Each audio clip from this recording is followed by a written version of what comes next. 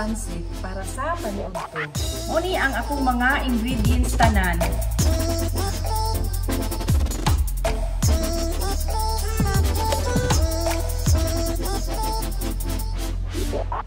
Luto na ta. Nagisal na po sa atong sibuyas bombay. Ato ilunod ang atong ahos. Ang humot na ganig maayo ang ahos. Ato nang ilunod ang atong utanon. Sayuti ni siya o carrots.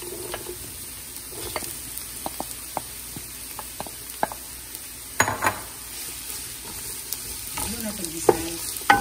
Yapin na ito igisal ang root cubes. Chicken na siya. Pwede na bisang usang na flavor ha. Ilunod na nato ang atong pusit. Kamu na pag-igo-igo sa ginaganon sa inyong pusit. Ato sa iyong ukay.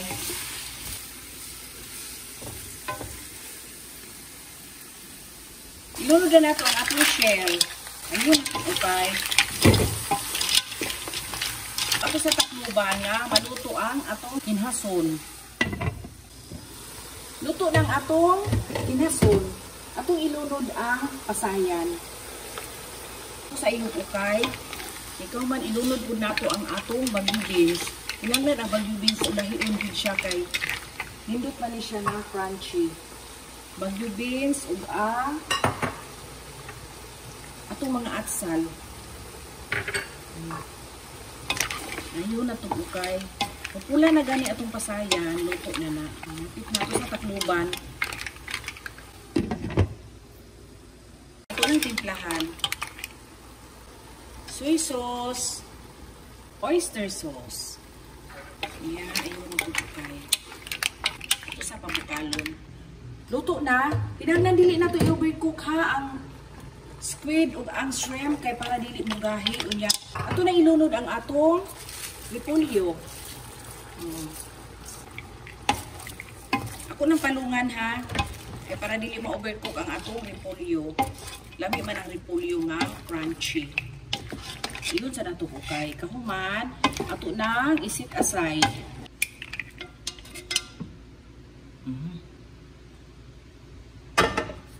Ato nang sabuan.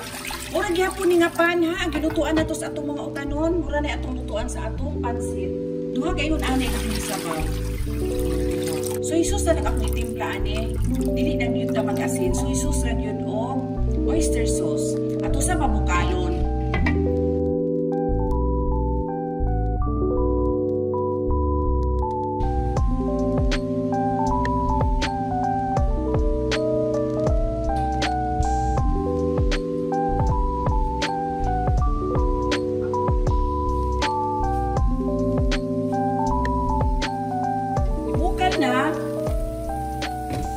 Ato nang ilunod. Ang ganing akong sutanghon, ako ni siyang gibasa daan ha gihumulan og tubig mga 5 minutes usa na ako gi gunting. Pagkahuman ang atong pansit canton. Ato taklubag balik.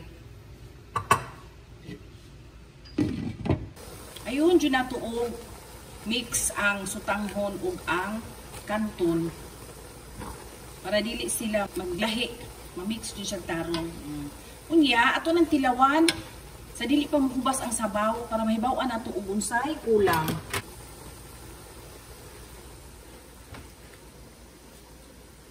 Kulang timpla, ato nang punan og gamay oyster sauce o soy sauce. Atong i-mix og maayo, kaya kung gipunan og soy sauce gamay o gamay po kayong oyster sauce. Ready na ni siya. Ato nang ilunod ang atong seafood sugutan nga atong gisit aside. Ato na ibalik ang atong gisit aside nga mga utanon ug ang seafoods. Atong ayon og ukay. Papaha. Kagana sa sabon oy. Muna ilami kay sa pansit. Unya, ang seafoods maghatag og lami kay nga flavor. Labi na ang shell, ang iyahang juice.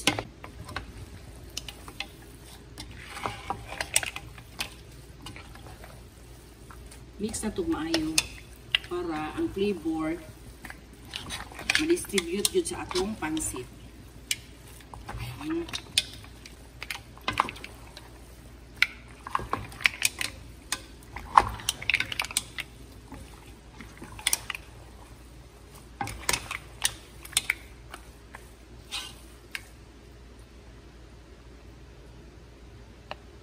Ready na. Ito ilunod ang atong dahon. Magbilin ta og para garnish. Ito na po kayon. Mix, mix, mix. Muta, oy. Naghabuan na ta.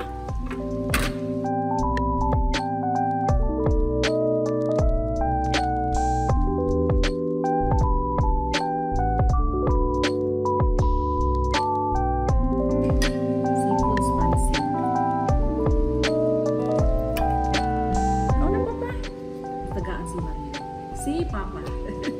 Kung mga subak pa na pasayan, na ay pusit, na ay kinhason. Dilaw taso. Lami jud kay basta seafoods ang sagol. Pero kato nga pamaagi, pwede na kaayo chicken ang isagol, pwede pork.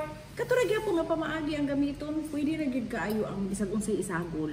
Ug unsay inyong ganahan, pwede pug shrimp ra, pwede pug pusitra, pwede po o shell ra, usa-usa ra ba, pwede chicken, pork, kinana ra god. Basta ang klase sa pamaagi mo rin dito siya. Dili na mi mag-rice, kanira mo kaunon kay kumpleto naman eh. Nanay carbs, nanay protein, daghan na kayo. Akong tilawan ang pusit. Humok kayo. Basta dili mo overcook, humok kayo ang atong pusit.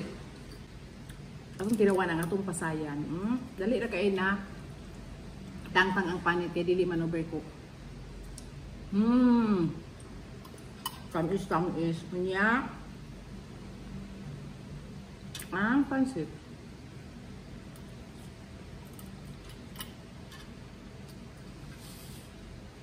Dali ako eh. Ang shell na po.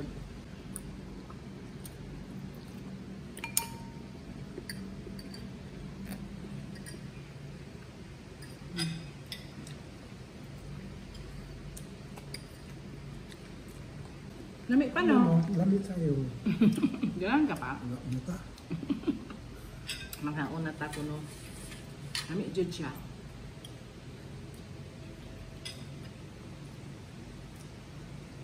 Muna'y pansit nga. Paborito kain ako kay. Mananam binato ang kalami sa seafoods. Papa, puno pa, papa.